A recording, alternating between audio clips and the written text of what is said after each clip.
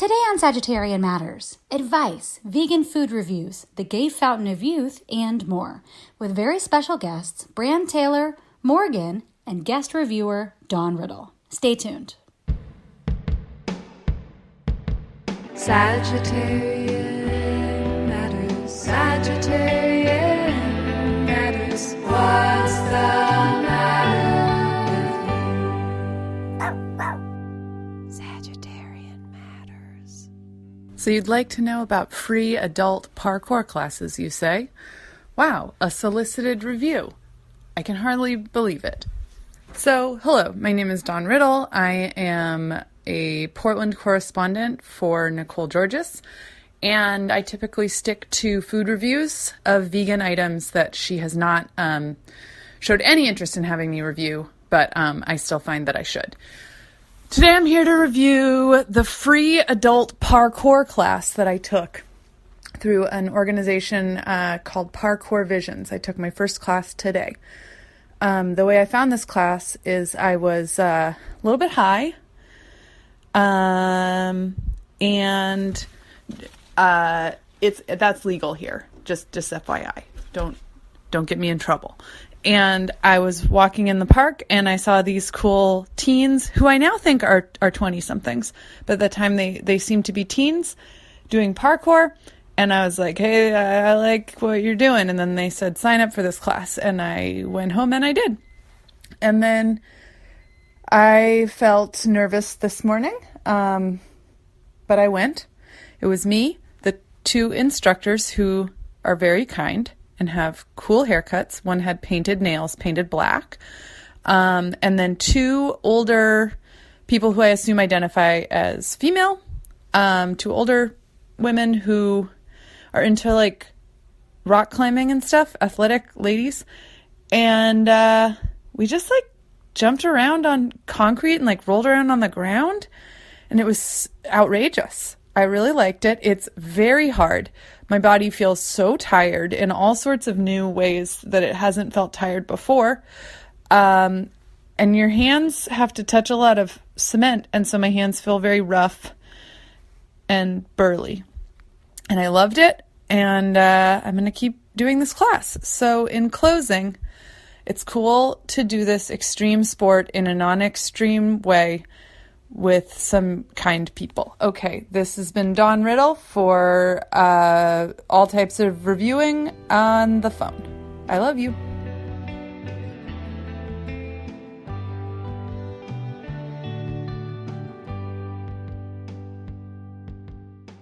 Morgan is a frequent contributor to Sagittarian Matters. She's the former purveyor of Dovetail Bakery and loves dry, crunchy foods more than anyone in the whole world. BRAN TAYLOR is a magical Sagittarius and the witch behind Magic Hour. You can find BRAN, their candles, and more at magichourastrology.com. What I'm seeing here as I've returned to the Sagittarian Matters social distancing studio is a water cracker with some vegan cheese stuck to it. It's a Milton's, for the record. They taste way better. It's a Milton's, and it has something stuck to it. Morgan, what's going on over there? Well, I just felt like veganism has really taken a really hard right turn into the mainstream. And, every fast food restaurant has like so many plant-based options, and there's like all kinds of giant corporations making stuff. And I just wanted to take it back to local. So I got a treat, which is a local cheese company, Vtopia. I got peppercorn Brie. I just thought, let's like rep the people who have really been doing this for a while, and are just still doing a good small thing. So I'm crunching on it right now. Maybe for your holidays. Let's hear that crunch. Oh, wow. Wow. I will say on that thread, because there are Beyond Burgers and Impossible Burgers everywhere, my spouse, Lou, and I were just like, can't we get a gosh darn veggie burger with like beans and mushrooms in it? Old school regular veggie burger, and they're very hard to find. There. R.I.P. So Lou was gonna make a food cart and just call it Possible Burger. Or I thought about this. Remember these? I want soy milk there. Mm-hmm. I want carob represented. Mm-hmm. I want to the- have the- lentils in a burger. Yeah, the dry powdered mix veggie burger Dry that you just add water. Powder hummus. Yeah. I will say, when we went to the Sunflower Drive-In outside of Sacramento, California, it's like a walnut-based patty with a mountain of like skinny little sprouts. Looks like a pile of pubes up on there. On some kind of a whole grain bun with like a not good tomato. I was like, this is so good. It's Mamma mia. so, you can get a soy berry smoothie or something to drink. That is a Possible Burger, and Is I'm a- here for it. Fully Possible Burger. And their logo is like, a smiling sunshine. Like, Love that. I'm having a good time. I ate burgers. Morgan, what's up with your cheese over there? What can you tell us? I just love it. I just think it's a really good classic. It's got a nice peppery flavor. Does it taste like Brie? No, but you know what? Who cares? Who really, whatever. Well, But it's silky, silky smooth. It's not overpowering. It would look so classy on a plate at an event. And it's got little pink flakes on top. I just think it's really pleasurable. I don't think anyone would feel offended by this. wonderful. Well, I have something offensive to I feel like I don't, this is something that that spouse to the show Kaya came home with, which it feels like I've been wronged. Like, why would you bring this home? It is plant-based milk, unsweetened. It's called Sproud. Ugh. Sprout with a D, powered by peas. Like Oh, What's God. going on over here? At IKEA. I'm holding this like non-dairy, this plant-based, unsweetened milk. The reason why this person got this was because we are across the street from a very strange grocery store Ooh. in Los Angeles called Fresco, which is like a little bit Safeway, a little bit Whole Foods. It feels like a front for something. There's never enough of anything. They kind of have natural stuff, but it feels like a drug front, or like you're getting a groceries from a store in the airport. So this is where this came from. And Kaya got it in order to thicken up a bolognese sauce, because Oatly was too sweet. And I had to, at the last minute, be like, please don't put that pea milk in there. So I'm going to try this for you. It's a vegan pea protein-based milk. Unsweetened, dairy, soy, nut free, blah, blah, blah, low carbon footprint. They're Swedish. They're trying to like bank on the Oatly Swedish thing. Let's see how, change my mind. Maybe I that's do why it wanna- looks like it's from IKEA. It does look like it's from IKEA. It's I like the simple packaging. It's It looks blue like diagonal laundry soap. stripes. There are chunks in here. Oh. Like, how big of a chunk?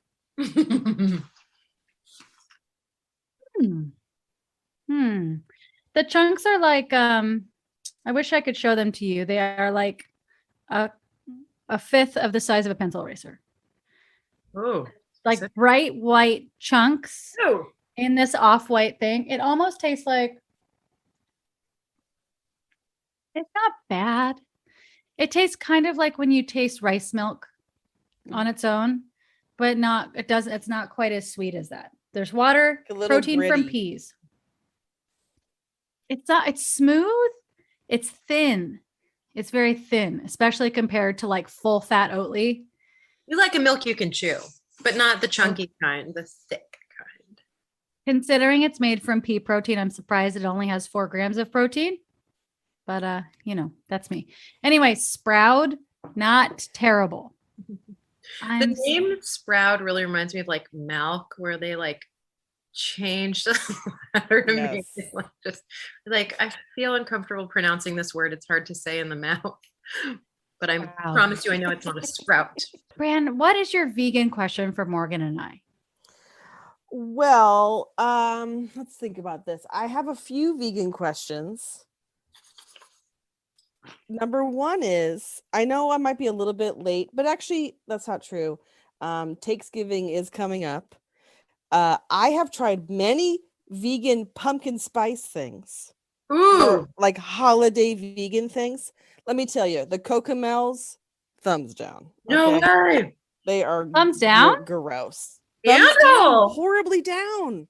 The Whoa. pumpkin Wait, for spice a pumpkin Cocomels. spice cocomel? Okay. Pumpkin spice Okay. Cocomel. Only that. I'm only talking about the holiday pumpkin spice kind of, fall times. Wondering what your recommendation would be for a specialty pumpkin or fall type of vegan item, special item. Ooh. Well, I know Dandies vegan marshmallows has some pumpkin spice mini marshmallows that I got on a lark, and they were such a delight. They were orange. They were like a mild pumpkin spice flavor. I really liked them. On the Really? other side of that, I got Hue, those chocolate bars, the kind of fancy chocolate bars in little brown wrapper. I was gifted a pumpkin spice Hue bar, and the cinnamon in it, the spice part, the cinnamon made it grainy and dry. You know how cinnamon will just suck the moisture out of your mouth? Mm-hmm. The cinnamon really, it harmed the chocolate. Thumbs What do you down. think, Morg? Gosh, I really haven't even explored the holiday options this year. I'm such a make it yourself. I mean, I love a product, but I would have to dig deep. Now I feel like I'm missing out. I don't know. I got nothing. Stumped? Stumped? Yeah. Well, Gosh. your next trip to the grocery shall be, Yeah. you'll be inundated by holiday items, trust me. I do love a soy nog. I am just dating myself. I love a classic soy nog. Feels so horrible. 2 hours later, you will regret it. Your stomach will be fully distended, but it tastes so good. To just chug it all down. Okay, another question I have is, as someone who is I'm going to call myself a mostly vegan. What I have a struggle with getting the amount of protein that I feel like I need for a meal. So I'm not just eating a bunch of rice or whatever and a vegetable. So I just want to go over, I would like a little rundown because I feel like I might be missing a vegan protein that would be good for my body. Help. Nicole is clearly the expert on this one. Well, you cannot underestimate how much protein is naturally in vegetables, and just a whole foods diet, your diet that's made up of like ingredients that are based on like the actual origin story of the food. Those have a lot of nutrients in them, and then compiled together that can really do you right. And I know there are people that take no supplements. They just get their things through that. I personally have nothing against soy, especially when paired with a fermented thing. And so I like tofu. I like making a tofu scramble. It's quick, it's easy, it's fun. Spouse of the show, Kaya, perhaps controversially is in love with Impossible Burger, which is a great place to get heme. It's a bit processed, considering the thing I just said about whole foods. I love beans. I love lentils. Edamame, strong contender. But if you're having trouble with soy, try a fermented soy thing. Also, pumfu, tofu made with pumpkin seeds. If you're allergic to soy, tempeh made from black beans, tempeh made from lentils. All these things exist. We're in a wide, wide world. We have this like idea of what protein is or looks or feels like, and it's like a big chunk of a thing. But oftentimes if you're like adding all these other little elements, it really adds up and can be really hearty and satisfying in a way that I think is surprising. Tons of like beans in my soups, like greens have protein in them. Mushrooms do, not like a ton, but like you get them with some other junk, you got it going on. It sounds strange. Pasta actually has protein in it just on its own. So it might not feel like satisfying in that way, like you're chomping into a big chunk of something, but you know, and always like, you know, certain things make you feel satiated, so you got to do whatever works for you. But I just find if I'm just tossing, instead of one thing that's like filling that role of protein, lots of things like seeds and nuts and beans and a protein-based sauce or whatever it is, it really satiates in a way that I think can be surprising. And you can always like sneak some protein powder in something if you really need, but yeah, and I eat gluten and I love it, and it always makes me feel super satiated. I got to level with you. Some things that are staples in my diet include a protein shake in the morning. I get them from True Nutrition, where you can choose your protein that you want. You can choose the stuff that's in there. Their MCT oil has palm oil in it, so I'm not down for that. But everything else on that website, it's very easy to find a protein vegan shake that conforms to your personal needs. And it's not super expensive. It doesn't come with a bunch of extra packaging. It's pretty easy. Not somebody who's sponsoring the show, just giving a shout out to True Nutrition. That's just their website. So I have one of those protein shakes. Also, every day I do have my daily ration of prunes dipped in tahini, and that is the truth. Keeps everything going great, tastes great. And then when I'm left to my own devices, I really love a tofu scramble. So that like helps me eat my like, you know, half a head of kale or whole head of kale a day that I like to have. And a trick to that is just to have a nice vegan cheese or sauce around that I'm excited to eat with it, and nutritional yeast. Mm-hmm. And actually, nutritional yeast has a fair amount of protein in it. Weird shocker. I was like, what? It does. I've only ever bought it bulk, so I've never read the nutrition facts, and I ran out and had to buy it in a package. I'm like, hey, this has got a lot going on. What the heck? Peas also. Just, you know, pea protein is from peas. I want jalapenos. peas. Yeah, man. Peas. You ever heard of them? Have a pile of peas. Today's episode is brought to you by Emily Helmus, Shoshana Ruth Wechter, and Joey Soloway. If you would like to support Sagittarian Matters, in particular producer Chris Sutton, please send $5, $5 million, that's your business, via PayPal to hornetleg@gmail.com. Or, this just in, he's got a Venmo, Hell Books on Venmo. That's HE double hockey sticks books. Thank you for your support, and we look forward to saying your name on the podcast. Producer Ponyo looks forward to it too.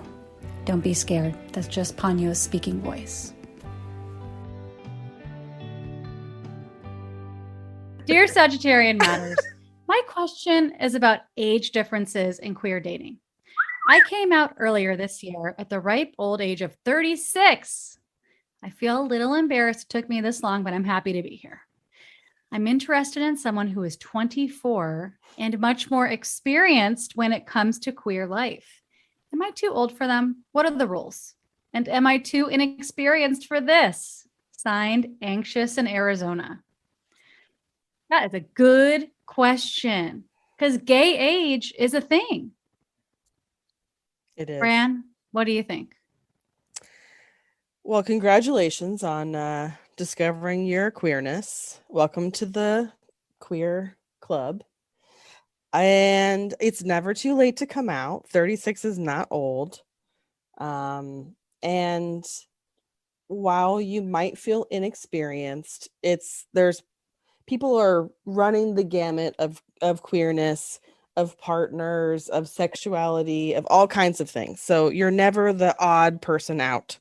There's always somebody who's like on your level or, you know, somewhere around you. So don't feel like you're isolated and alone, because you are definitely not. And I would say, you know, it's a little bit, I don't know. I might be more of like the naysayer on this one, but I will say 10 years difference, or was this 12 years difference, is not really that much when you're older. But I do think someone in their 20s pre-Saturn return and someone who's in their 30s, the difference is actually quite a lot. So I would maybe proceed with caution, or maybe just have this person be like your gay awakening maybe hot, sexy, bedroom partner, and maybe not go to the U-Haul quite yet with the 24-year-old. Yeah. I know people with age differences and people who do that, but it is hard because when I think about myself at ages 24 and at age 30, it was just wide. And truly, this person could teach you some things. And maybe you could teach them some things. I mean, there's much of the Dan Savage catalog that I leave behind. But one thing I did like was the campsite rule of, leave, if you're going to date someone younger than you, leave them better than you found them. Really, I've dated people that were older than me that, took advantage in strange ways where then I came out of it like a harder 25-year-old. And I think, in retrospect, if they had followed that advice of the campsite rule, I'd be like, you know what, I have a little more resources, probably, possibly, or I have more experience, or I have more connections, or whatever. I'm going to try to use those to actually like act as much as a grown-up as I can, and like act as much as integrity as I can, because I know that there's just a power differential. And it doesn't mean anything besides that, just that you're acknowledging there's a power differential, even if you have all the same interests and somehow your maturity levels out. And just respect that. And I might even add that the letter is signed anxious in Arizona, and you said ripe old age of 36. So it sounds like maybe you're having some anxiety, and maybe a bigger concern or something to keep in mind is that sometimes like a new and big experience can have a larger presence in your life because it's the first time. So maybe just be mindful that this might feel whatever, really exciting, big, something new. And it can sometimes be easy to fall into that, lean into that, get overly excited. And, are you jumping into someone else's world? So just like maybe be aware of where you're at and how you're approaching it and how you're feeling. Knowing that like you have a lot of life experience under your belt, but like this is a new experience for you, and maybe there's like anxiety, and how do you respond to that? Like, are you going to pull up the U-Haul second date? Are you like, this is so great, I'm so excited to be out and I can't wait to get in this deeper, and maybe pay attention to your own, red, orange, yellow, green, blue, and purple. So, what is a purple flag? Sky. Yeah, but it's exciting and wonderful, and like congratulations, and it is never too late to find out more about yourself. Like that's the best blessing of getting to be alive. One of them. We get to keep learning about ourselves. And if you're coming out of straight land, 36 might feel like a different age than it feels in queer land. True. Just as an aside.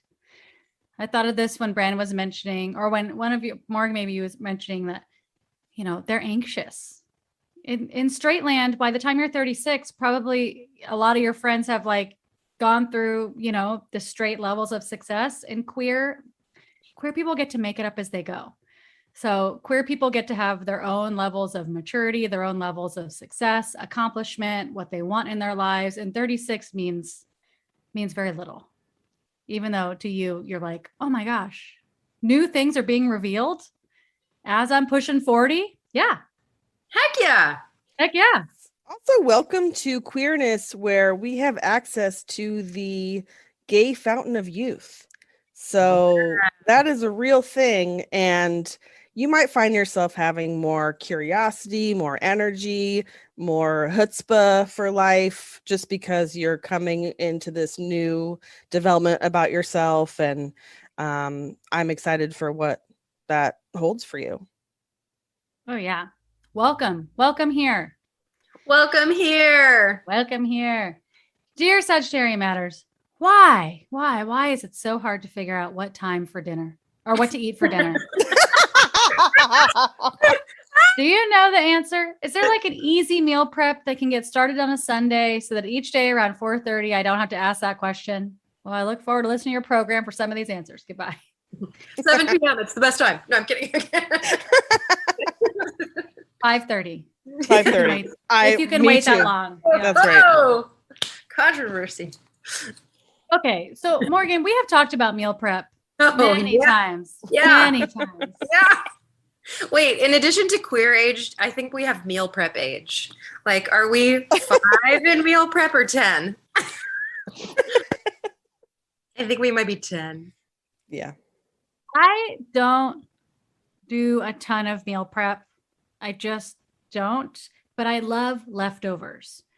I think if there's like one day where you get some beautiful takeout or something, Beautiful takeout. don't eschew those leftovers the next day. Get into it.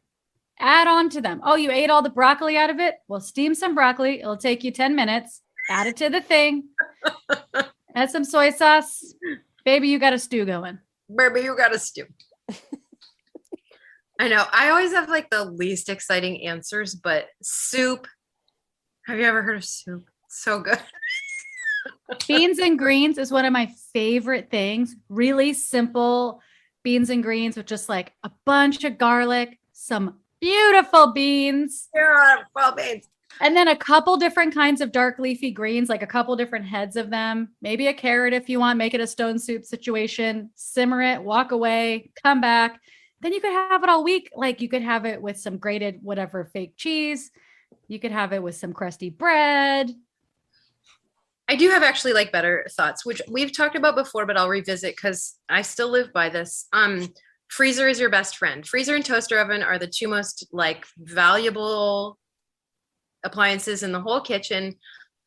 So I often make way too much soup and I freeze half of it, or whatever, some kind of like a baked casserole thing, or even roasted vegetables. Also, if you just are like, I can't eat this leftover one more time, toss it in the freezer and add it to Nicole's leftovers and baby, you're gonna stew. Okay, so freeze everything. Even if you have like a stupid amount of tomato paste left, you're gonna want to make something and be like, dang it, I only need a tablespoon. Guess where it is? It's in your freezer. So I make salad all summer, which you don't need to keep, but soup all winter. I froze a bunch of cherry tomatoes. They're gonna get like roasted into salsa or roasted into pasta or whatever.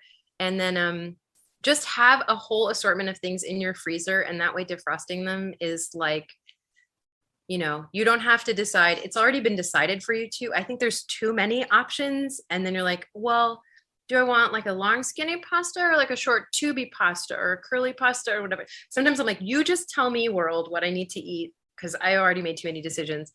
So if you have like 3 things in your freezer, grab and you're done. I keep frozen peas in the freezer all the time because they're great in a pinch. They're just, actually, they taste good too. And always make whatever, double it is what you think you need if you can, or throw extra beans in there to like, fluff it up. And freeze and save all your dang leftovers. Even if you think that like the greens that you don't want, put them in a bag and freeze them, toss them in a smoothie or put them in a soup. And don't let anyone make fun of you for doing all that freezing. Heck yeah. I also think if you have some go-tos, like seasonal go-tos, you're like right now, you're like, I love a curry squash. Okay. Here are the things I like to eat and make with this type of squash, and try to like, then it doesn't get so monotonous where you're eating the same thing over and over again. But then you're like, okay, well, hey, I could put squash in the, whatever I usually make and make it taste different, or, have some go-tos that are like, exciting for you and seasonal that are easy to do. Like it's pretty easy to just throw a squash in the oven and roast it. Mm-hmm. And if it's already roasted, even better. I'm going to propose here an idea, which in fact, Bran, your spouse Lou, and I, we brainstormed many years ago. I'm going to call it Lunch Club. Or like Lunch Co-op or something, where we were like, okay, or Dinner Co-op or whatever. We're like, if one person made like, let's say, many servings of something, And then another person made many servings of something. You could like chop them in half, swap the half, toss it in the freezer. And then you have someone else's flavor palette, someone else's ingredient, spice cabinet go-to, pre-made and ready to go. Okay, I proposed this at work. No one was interested, but I proposed it again. They're like, wait, I'm interested. Make soup for you all the time. I was like, no, just forget it. So no big deal. And I do that when I cook too. Like I'll just like bring soup to the neighbor. I'm like, I made way too much minestrone. You want some? So, yeah, but like I get same thing, like stuck in my own flavor ruts, and like Brandy's like curried squash. I'm like, that sounds good. I want some of that. But if you had like a little half squash and I had like a little too much soup and we traded, who would be Love stuck? it. Everyone. Love it. Love it. I would love to be in this exchange with you guys. Will you ship to Los Angeles? Definitely. Will you Definitely. eat beans and greens that I ship to you 2-day priority? Your like 4-day leftovers with your like fluffed up leftover triple expired broccoli that you sent in the mail? Yeah. Great idea. Definitely. The last thing I want to say for this, which I've been alluding to on the podcast, is just that Sunday or whenever you're at the grocery store, get a fun sauce or get something to make a fun sauce. Do the splurge. Do the splurge. Be like, oh, that cheese is $12. Get the $12 cheese. Get the yum sauce or get the weird garlic aioli or get stuff to make pesto, because then it doesn't matter what you make. You know, you could just blindly grab in your cupboard and boil everything and then put a fun sauce on it and you're going to be stoked. Yeah. Mm-hmm. Just a fun sauce. But Bran, do you have a vegan question for us? I do. Okay. I'm wondering if you were to, let's say, go to a deserted island. Okay. And you're not together. Sorry. I know, it's sad. Okay, maybe you could be together, but you can't really coordinate this ahead of time. What vegan items are you packing in your like little rucksack? No more than a couple. Wait, can I pack for Nicole? Are they Okay, yeah. shelf-stable? Pack for each other. Yeah. Pack for each other. Great idea. Okay. Oh, well, Morgan's getting some seeds. Yes. Morgan's getting seeds, and then I'm gonna give her nutritional yeast so she doesn't die. I'm set. That's all I eat. Okay. I'm good. It's like one of those suet cakes for birds, but the vegan version, and it's just nutritional yeast and seeds. And I'm like, No, But wait. what if there's seeds on the deserted island? oh, they're Well, probably then I would pack for Morgan a jar of a shelf-stable salad dressing that was like in oil, vinegar, soy sauce or salts, maybe garlic. And I would pack her just a big mason jar of that. And then I would put some nutritional yeast in that just because we only get a couple things. I don't know. And then a toaster oven, an extension cord. My island's gonna rule. Not too Wow. bad. Okay, Nicole is obviously getting tahini, Yeah. prunes, oyster sauce, What? plum sauce. Wait, what's the one you? Hoisin sauce? Hoisin sauce. Hoisin sauce. Okay, I'm so sorry. And like sriracha and shelf stable. I might throw in some silken tofu. Ooh. No, Uh, soy curls. Oh, that's a good idea. Yeah, if I was packing for myself, I mean, how long is this? How long am I going to be there? I don't know. I would take maybe a jar of almond butter for myself. I Yeah, would get that's some- what I'm talking about. Yeah. Jar of almond butter, some really good olive oil, Yes. tahini if I can do it. I mean, if I have to choose one of those two, I would say just tahini. Obvious. Yes to the prunes. Yes to the soy curls. I think that's a really strong idea because I can marinate them in the seawater. I can cook them maybe using my glasses to shine the sun on them. Mhm. Yeah. Nutritional yeast. I would put that on anything. Me too. Why is that so good? It's so good. It's I'm really so glad- nature's gift. Nature's miracle.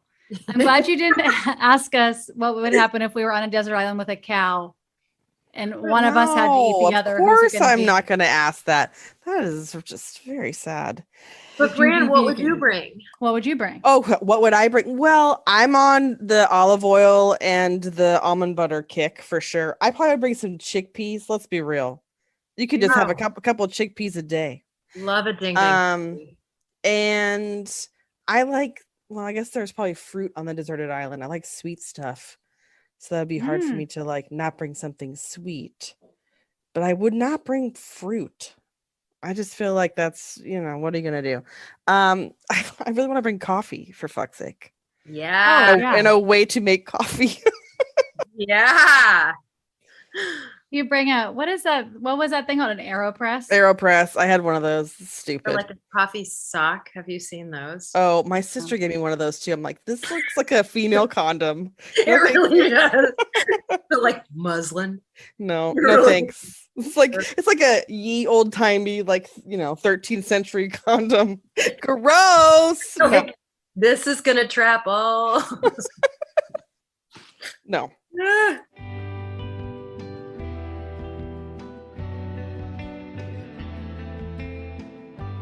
Hi, listeners, it's me, Nicole.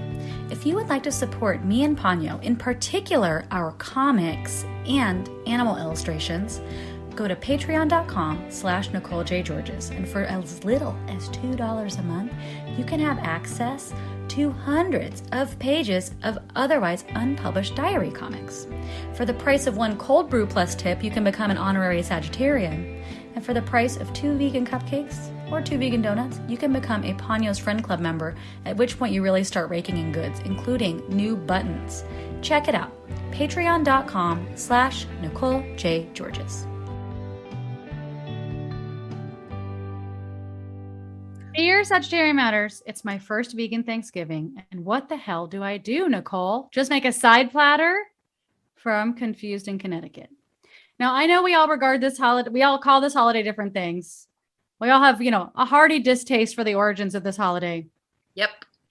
Yes. And gosh, I was just reading in a book about I can't remember. People, I think in South America discovering quinine, and then using it to treat their malaria or whatever, and then giving it to white colonizer people just as a way to be nice.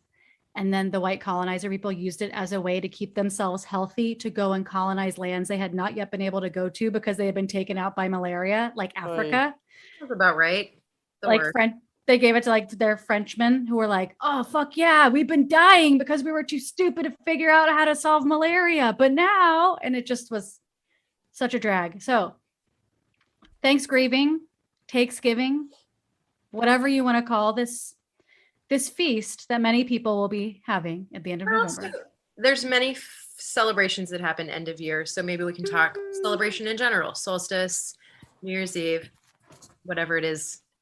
Let's call it big celebration. They're kind of like you feast at all of them. Yes. Okay. So you're going to a feast celebration. It's Okay. your first vegan time doing that. Okay. I'm going to strike New Year's Eve from the record because that's not my hugest feast day. New Year's Day. Now we're talking beans. Now we're We got it. black-eyed peas, collard greens. Okay. Hoppin' John. But for other feast holidays, what do you like to make? Anything. I think it's a very safe rule of thumb. Well, I think it's a very safe rule to follow that it goes for potlucks as well. Bring what you want to eat. Don't try to razzle dazzle with what you think everyone else wants, because it is totally possible that the thing you want or need to eat might not be there. So take care of your own needs. If you like a big chunk of protein, go grab a field roast on croute or a toe turkey or whatever you're into. If you're like, you know what, I just really want to eat roasted potatoes or whatever it is, then roast some dang potatoes and bring them.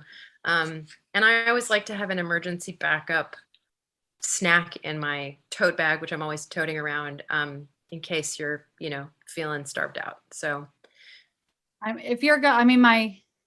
have to say, if it's your first vegan harvesty, feasty holiday and you're going to a place with people that are not that way, Mhm. You got to do some strong expectation management so that you don't just feel emo and want to stop being vegan. So that might mean you can't expect your parents to like all of a sudden know how to cook vegan. So it's either you bringing everything you want to eat, like your own little TV dinner tray of like everything, or you planning for yourself. You're going to pregame at home or whatever you want to do at home to like make sure you get those needs met without you having to be like, here, dad, have some tofurkey, and have them be like, ew, made of tofu, you know, or just showing up and feeling disappointed. You got to do some strong expectation management and just be like, okay, it's possible the only thing I can eat here is the boiled potatoes that I brought, or this loaf of bread that I brought because I ran out of time, or I'm not good at cooking, or I couldn't figure it out. Just plan for yourself to eat good stuff so that you don't just feel sad. Agreed. Pre-gaming is a very, very, very good thing to do. Also, I think it's cool to bring things that like are not going to already be represented, like, and that are really easy to make, like butternut squash soup or something. So you're bringing like a whole thing where you're getting a lot, like soup can really fill you up. You can have some sides. Somebody's going to bring a salad. Someone has some bread, whatever. And you're like good to go. That could be like your whole meal if you wanted. Now, also, I think that I highly recommend just, you know, not going overboard, because I also think I'm a really slow cook, and spending a lot of time in the kitchen, like, you know, really making something that you love, and then it just sits there because nobody wants to eat it because it's vegan or whatever. It's just kind of a bummer. So Or like you make this thing and then everyone eats it and you get like one crumb and they were like, it was fun. I know. Like, I really worked so hard on that. Yeah, so I would just keep it simple. Do a delicious, you know, little soup, or like you said, roasted potatoes, maybe with some like romesco sauce or something, like something like really simple and easy. And then you're not like, you know, spending all day in the kitchen, and you can still get some food that you like. For me, like part of my expectation management thing is being like, I really want good gravy. Is it possible there's not going to be a good vegan gravy there? Okay. I need to bring that. It's something that's, you know, like a soup. It's easy. It's big. I'll like it. I'm happy to take it home afterwards. It's still going to be good. It's going to make anything there taste better. And so I try to make gravy because that's the thing where I get there. If somebody's like, I got this like gelatinous gravy from Whole Foods, that I'll have a sad feeling about, or start cultivating a resentment. And then 6 months later, the friend's like, I don't really understand it. Something happened. And I'm like, I mean, I have seriously bought my own tofurkeys before. I used to have something called Vegan Lesbian Thanksgiving every year, where I would go to 2 different specifically vegan Thanksgivings because I didn't want to be around meat. I just was like, I'm no longer willing to be around meat after working at Farm Sanctuary. I will not be going to meat Thanksgivings anymore. And so I just was going to these queer vegetarian Thanksgivings, and I would still get a tofurkey for myself at home because I knew I would want to eat more than my ration. I knew I'd want to eat it like, so you get like the leftover feeling that you got when you were a young person and someone's like, want a turkey and cranberry sandwich? That I could just have that in my own little house by myself. You know, this is probably like a good approach for everyone about everything. Like, know what your definite yeses are and what your definite nos are. And then make sure you're meeting or getting your definite yeses met, and don't do your nos. I love that. Like, I don't care about green beans. Happy to see them. Would never go out of my way at home to make green beans for a holiday meal. That wouldn't be on my list. Yeah. And like, yeah, if you don't like holidays, don't do them. Oh my God, eat a pizza. I don't do them. Get a pizza. I mean, I will do like solstice and other holidays, but we don't do you know, Thanksgiving or National Day of Mourning. We just don't do it. It just is like, it's hard to do for me. So I think last year for Christmas Eve, I got XLB and it was awesome. Yeah. I'll eat that any day of the week. Let's be real. But like getting like, like the whatever, like the like feast version, is that just like get everything you like? Yeah. And Support then a local business, like maybe on a time when they're probably not that busy because it's the holiday. Or if you work in a retail establishment and you want to give them the day off, don't. Dear Sagittarian Matters, what's a good vegan white chocolate? Augusta Ew. has vegan white chocolate. What? probably- Why, I don't. why does white chocolate exist? It's not good. It's not. It's not It's good. just the fat from the chocolate bean. It's like when they're cutting away. I don't. It's just. Like I used to really cocoa like. butter and milk. Yeah. Gosh, wow, we really pooped on that. Sorry. I just But you don't get it. Ugh, it's too sweet for me. It's not like chocolate. It's just like a candy coating. Candy coat. Candy. And do you have any more questions for us? I do. What is it? Okay, this is a mystery wrapped in a riddle, shoved into an enigma. I'm going to need to know the answer to this. I have been enthralled, curious, and questioning. You're identifying as questioning? Well, That's when the when it comes to this, I definitely am. Okay, No, wait. I am watching the most current season, which is what, November 2021 season of the Great British Bake Off. Yes. There is a vegan person on the show who is making every single thing possible, that not the technical challenge, which is they have to do it with the right kind of recipe that they are subscribed, but the other two challenges every week, everything vegan. Okay. And this is the very first time I've ever heard this word, and I need to know everything about it. Please fill me in. What is aquafaba? Oh, Morgan, take it away. Morgan, you were born for this. Wow. Thank you so much for this question, Bran. Okay. Since we discussed a chickpea, imagine yourself standing in front of a can of chickpeas. The slicer goes around and the can opens up and you get a waft of cat food. And there's some liquid that you dump out to get to those delicious beans. That liquid, either from can or homemade, most beans, chickpeas are great, is called aquafaba now. And it means something like fabulous water. I don't know. I wish that just someone had invented a different name for it.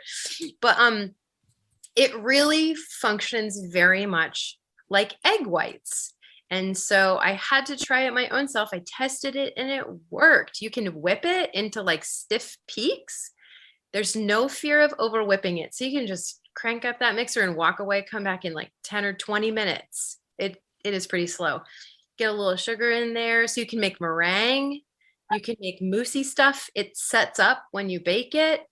And especially if it's whipped, it doesn't have a lot of flavor. So it's mostly air, but it's like the protein and the starch in there mimics the function of egg white. And if you like rub it between your fingers, it feels very much like egg white.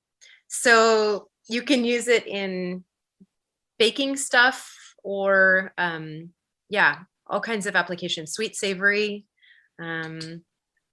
Nicole, I've made little meringues. I'll send you a picture of a bouche de Noel with some cute little mushrooms dusted with matcha powder out of aquafaba. Wow. So cute. Wow. I've never used it, but I support What? What? it. I support it.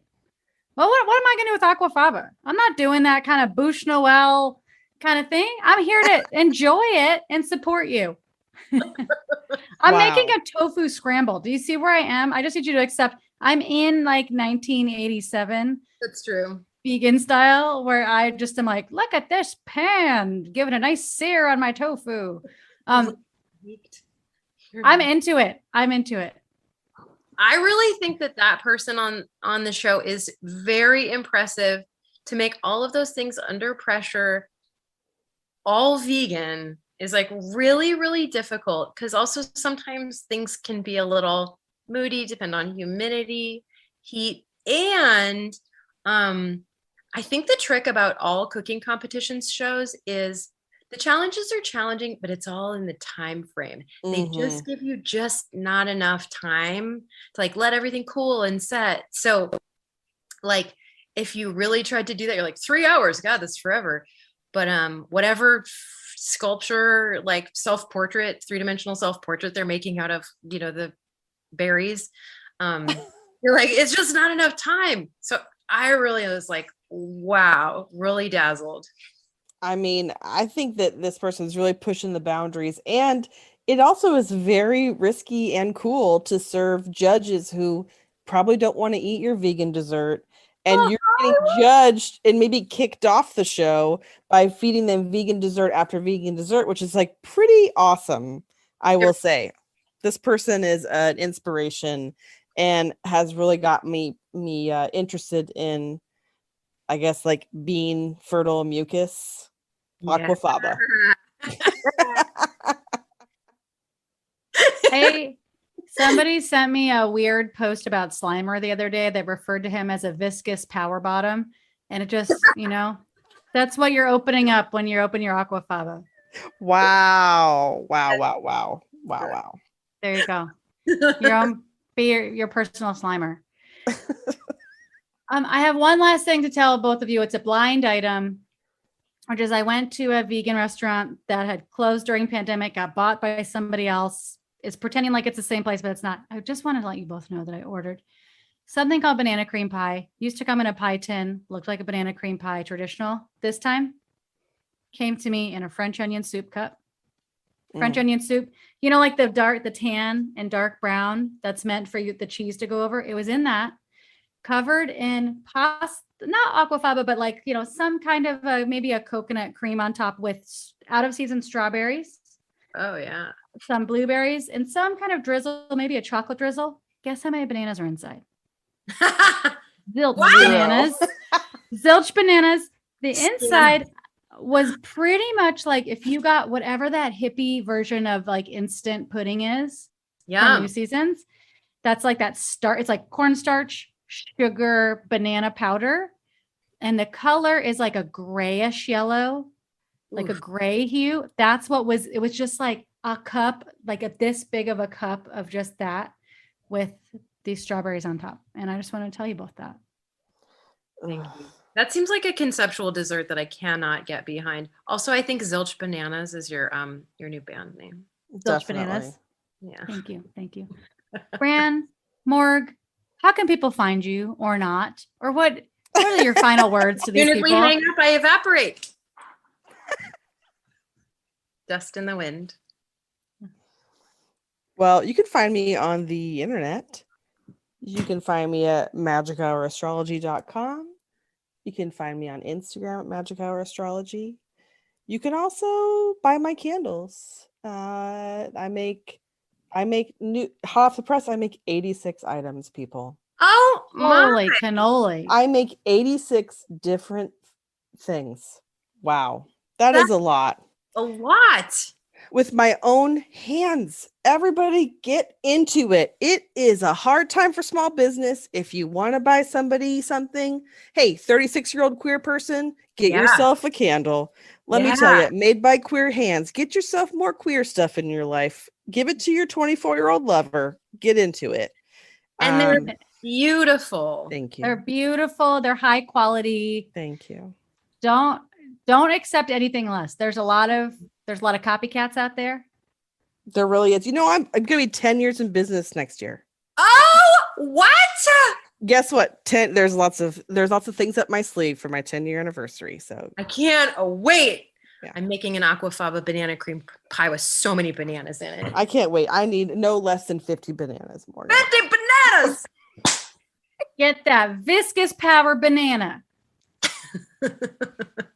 Thank you both so much for being on the podcast. I really appreciate your experience, strength, and hope when it comes to these vegan matters. Next time I'll be making that cauliflower smoothie for you, okay? I feel harmed. Thank you both. Thanks, Nicole.